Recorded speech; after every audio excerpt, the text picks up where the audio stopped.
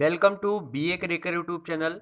आप सभी का स्वागत है मित्रों आपके अपने यूट्यूब चैनल बीए क्रेकर में। मैं शिवम शुक्ला आप सभी दोस्तों का हार्दिक स्वागत करता हूं। आइए देखते हैं कि आज की वीडियो में आप लोगों के लिए क्या खास लाया हूं मैं। आज के वीडियो में हम बात करेंगे मित्रों बीए द्वितीय वर्ष के सिलेबस के बारे में और किस सब्जेक्ट के सिलेबस के बारे में, तो हिंदी साहित्य के बारे में। और हिंदी साहित्य का कौन सा पेपर मित्रों, तो हिंदी साहित्य का जो प्रथम प्रश्न पत्र है यानी आधुनिक हिंदी काव्य। तो प्रथम प्रश्न पत्र आधुनिक हिंदी काव्य हिंदी साहित्य बीए द्वितीय वर्ष से संबंधित है। इसका आज हम क्या करेंगे, सिलेबस का डिस्कशन करेंगे। न्यू सिलेबस होगा 2021 के अकॉर्डिंग। पूरा का पूरा कितने पाठ्यक्रम आपके मतलब उसमें संकलित है, कितने पाठ आपके पाठ्यक्रम में संकलित है, यानी किस प्रकार से आपको क्या क्या व्याख्या में मिलता है, किस प्रकार से नंबर मिलते हैं, यानी व्याख्या पक्ष से कितने प्रश्न आते हैं, ठीक, और लघु उत्तरीय प्रश्न कितने आते हैं, दीर्घ उत्तरीय प्रश्न कितने आते हैं, जिसको समीक्षात्मक प्रश्न भी बोल सकते हैं हम। तो इस प्रकार के सभी डाउट्स जो होंगे आज की वीडियो में आपके क्लियर होंगे। साथ ही आपकी पुस्तक भी बताऊंगा कि कौन सी बुक आप खरीद सकते हो।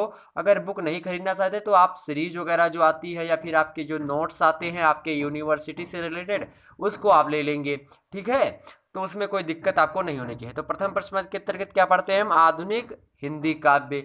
अगर आपको हिंदी बीए फर्स्ट ईयर से रिलेटेड देखनी है हिंदी साहित्य का लेक्चर, तो बढ़िया से चल रहा है इस समय कबीरदास, सूरदास, तुलसीदास, मलिक मोहम्मद जायसी, ठीक है। इन सभी का लेक्चर, घानानंद बिहारी, इन सभी का लेक्चर अपलोड हो चुका है। रहीमदास का भी Shukla study point YouTube channel पर, उसको आप देख लीजिए, ठीक है। अगर आप जो है फर्स्ट ईयर के स्टूडेंट हैं, और ये वीडियो द्वितीय वर्ष के स्टूडेंट के लिए है जो अगले साल प्रथम वर्ष मतलब पिछले साल थे और अब वो द्वितीय वर्ष में आए हैं।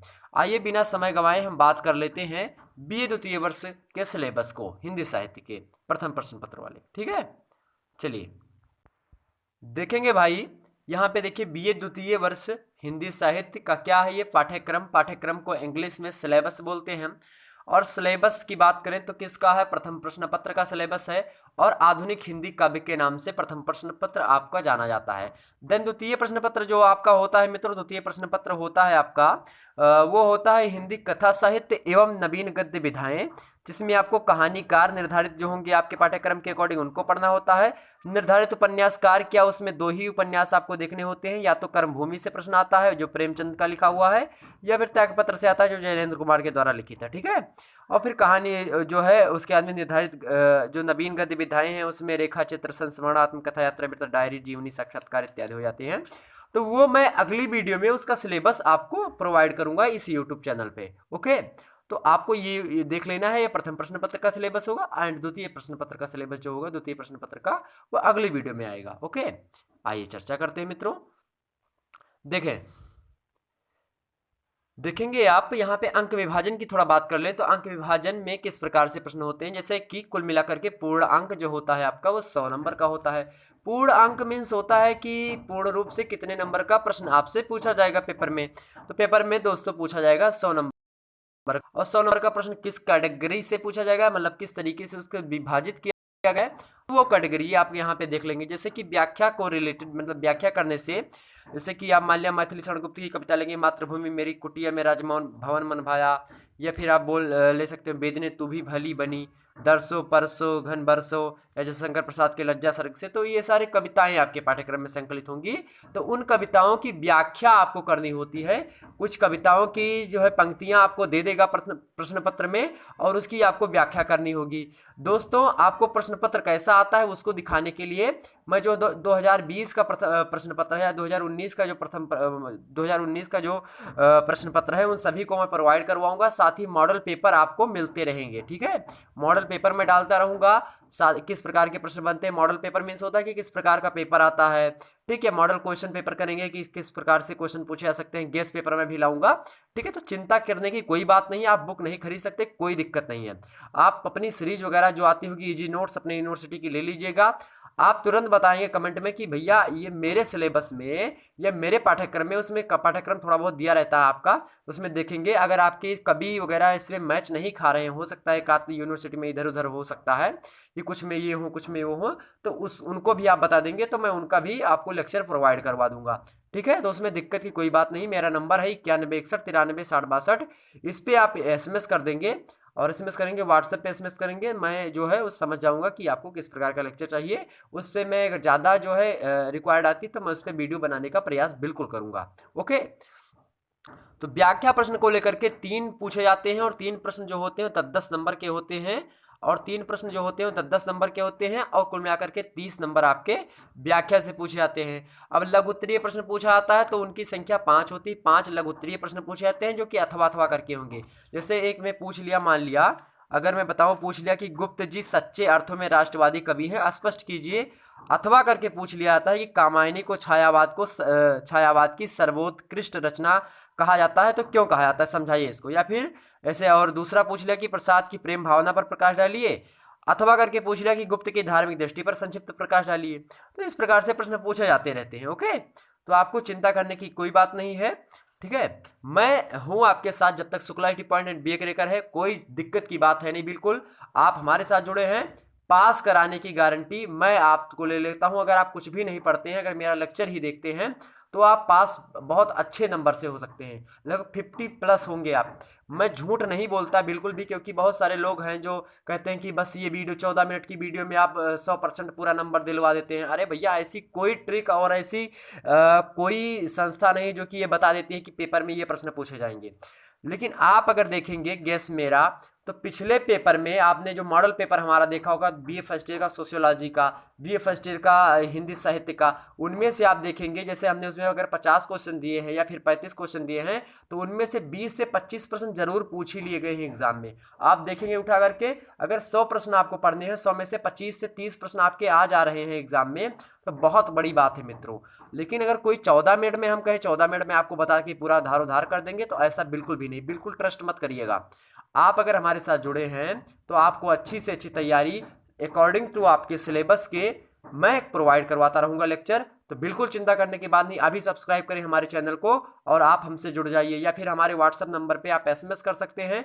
अगर आप लड़के हैं तो आपका, बॉयज़ हैं तो बॉयज़ का सेपरेट ग्रुप है, लेडीज़ हैं मतलब अगर गर्ल्स हैं तो आपका सेपरेट ग्रुप हमारे व्हाट्सएप पे बना हुआ है, उसमें आपको ऐड कर देंगे और लिंक वगैरह आपको प्रोवाइड करवाते रहेंगे। ओके, आइए हम बात करते हैं अब व्याख्या प्रश्न की।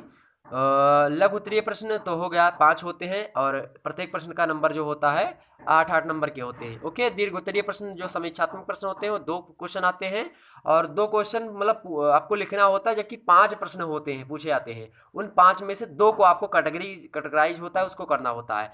जबकि व्याख्या में भी 3 ही प्रश्न नहीं पूछे जाते, मतलब अथवा करके होता रहता है। जैसे मान लिया डॉट डॉट करके दे दिया कि हम नदी के द्वीप हैं डॉट डॉट डॉट से हम बने हैं, तो इसकी व्याख्या करनी है आपको। या फिर अथवा करके दे देगा कि मान लिया प्रथम रश्मि और डॉट डॉट डॉट ये गाना, तो ये इसको भी, प्रथम रश्मि किसकी है, सुमित्रानंद पंत की है। नदी के दीप किसकी कविता है, तो शाही वाग्य की, मतलब सच्चिदानंद हीरानंद वात्स्यायन की है। ठीक है, तो इस प्रकार से कुछ पूछा जाता है आपका। आइए बात करते हैं हम पाठ्यक्रम में किस प्रकार, ज़्यादा समय न गंवाते हुए पाठ्यक्रम में कौन कौन से आपके संकलित हैं, निर्धारित एवं कवि एवं उनके काव्यांश कौन कौन से देखते हैं। पहला है मैथिली शरण गुप्त। मैथिली शरण गुप्त की दोस्तों 5 कविताएं आपके पाठ्यक्रम में संकलित हैं और 5 कविताएं कौन कौन सी, आइए चर्चा करते हैं। पहली तो यहाँ पे नीचे दिख रही है दोस्तों मातृभूमि। मातृभूमि बड़ी ही फेमस कृति है इनकी, तो इसको देख लेंगे आप। हम बताएंगे मातृभूमि में किस प्रकार की चीजें वर्णित है, मातृभूमि में बताऊंगा, सारी चीजें पढ़ाऊंगा, तो उसमें चिंता की कोई बात नहीं। मातृभूमि पहली कविता है। दूसरी कविता है कि मेरी कुटिया में राज भवन मन भाया, ये राम और सीता की जो है कहानी है, जंगल में जब रहते हैं तो उसमें श्री रामचंद्र जी और माता सीता जी की। ठीक है, तीसरी जो कविता है वो है बेदने तू भी भली बनी। चौथी, बेदने मतलब होता है वेदना पीड़ा व्यथा। ठीक है, चौथी कविता है दोनों ओर प्रेम पलता है। दोनों ओर प्रेम पलता है, इसमें भंवरा और उसके बारे में बताया गया है, भंवरा और दीपक के बारे में कि जलता तो दीपक है, भंवरा भी जलता है।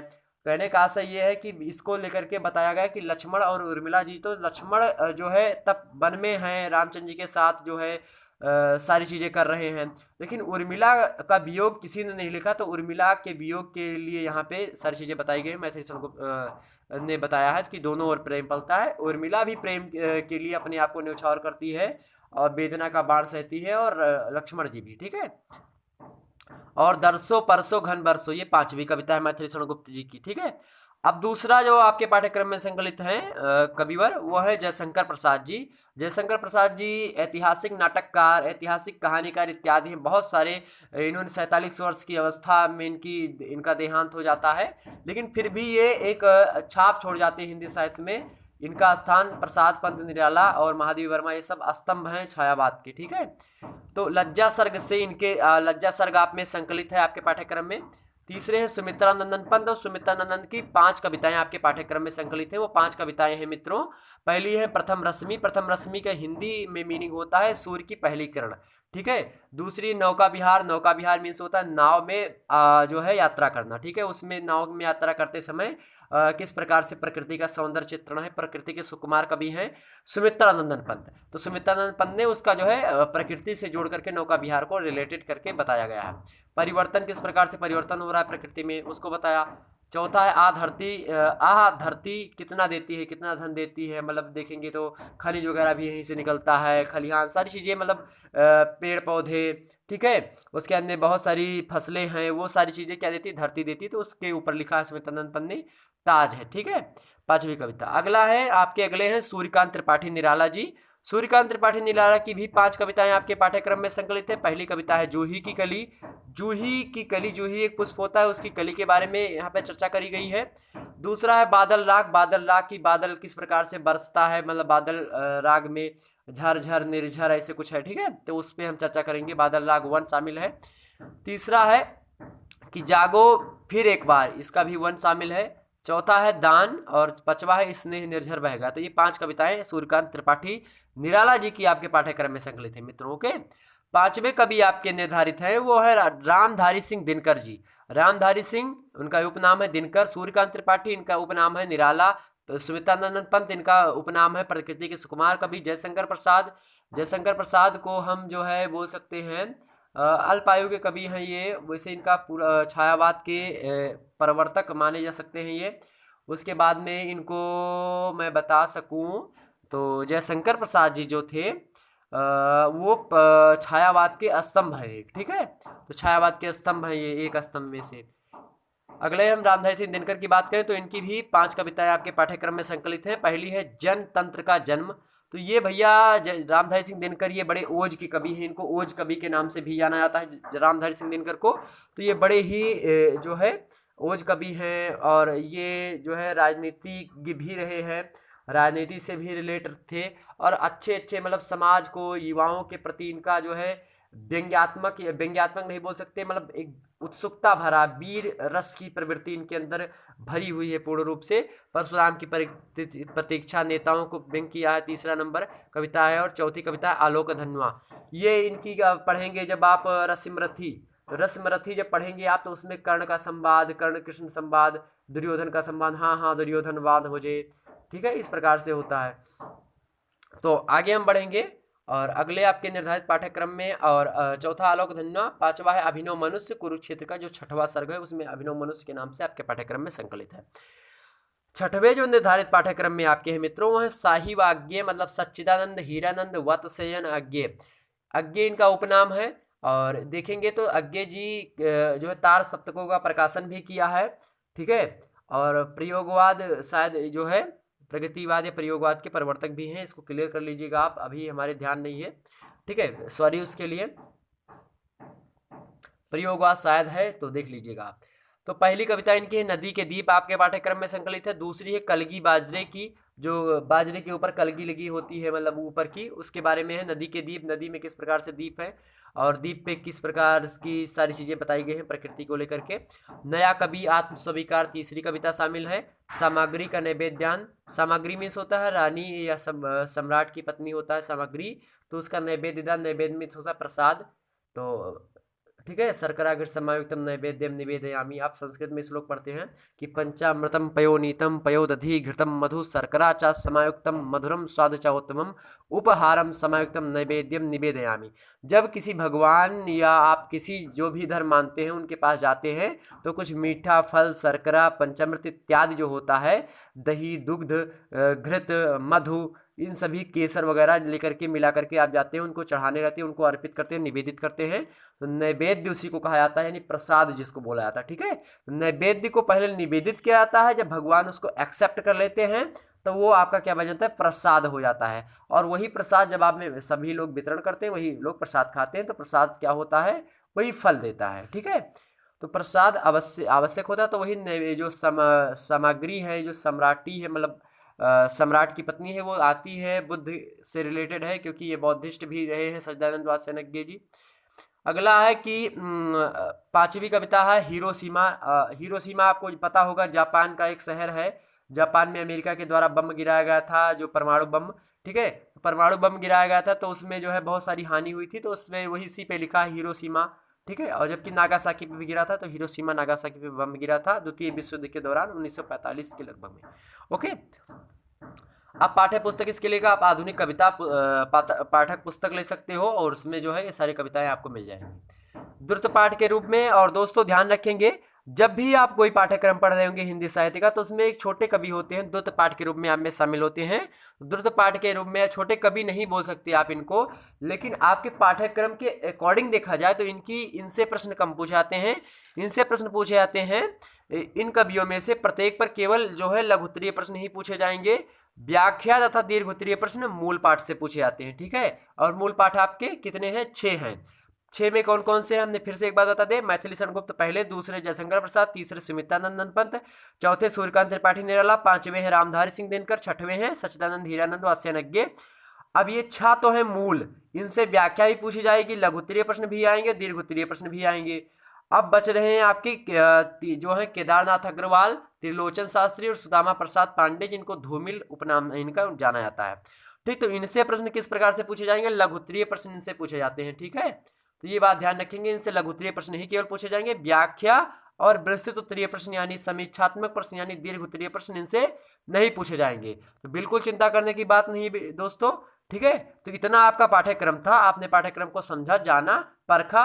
अब आप इनमें से सारी चीजें नोट रखिएगा, आप इस कॉपी पेन में आप नोट कर लीजिए, स्क्रीनशॉट ले लीजिएगा। इसका स्क्रीनशॉट लीजिए जल्दी से, इसका ले लीजिए, बिल्कुल ले लीजिए, हाँ लीजिए, पॉज करके ले लीजिएगा, इसका भी ले लीजिए। ओके, आप स्क्रीनशॉट ले लिए। अब इसको ध्यान से आप अपनी कॉपी में नोट कर लीजिएगा, फिर नहीं नोट करने का मन है तो बिल्कुल मत करिएगा, ठीक है। उसमें कोई मैं फोर्स नहीं कर रहा हूँ कि आप नोट करिए, आपके माइंड में सेट हो जाए तो बहुत बड़ी बात है, ठीक है दोस्तों।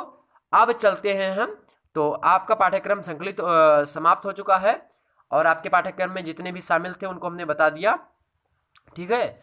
अब हम मिल देंगे दूसरे वीडियो में, जिसके अंतर्गत हम बात करेंगे, इसमें तो हमने आधुनिक हिंदी काव्य के बारे में चर्चा करी है, और दूसरे वीडियो में हम बात करेंगे दोस्तों, दूसरे वीडियो में बात करेंगे हम इसके बारे में, हिंदी कथा साहित्य एवं नवीन गद्य विधाएं, जो कि द्वितीय प्रश्न पत्र होगा BA द्वितीय वर्ष का न्यू सिलेबस के अकॉर्डिंग, और सिलेबस का डिस्कशन ही करना है हमको, ठीक है। तो दोस्तों यही पर वीडियो लेक्चर समाप्त होता है, फिर मिलेंगे आप सभी के साथ, हम आएंगे अभी दूसरे वीडियो में मिलेंगे। तब तक के लिए जय हिंद, जय भारत।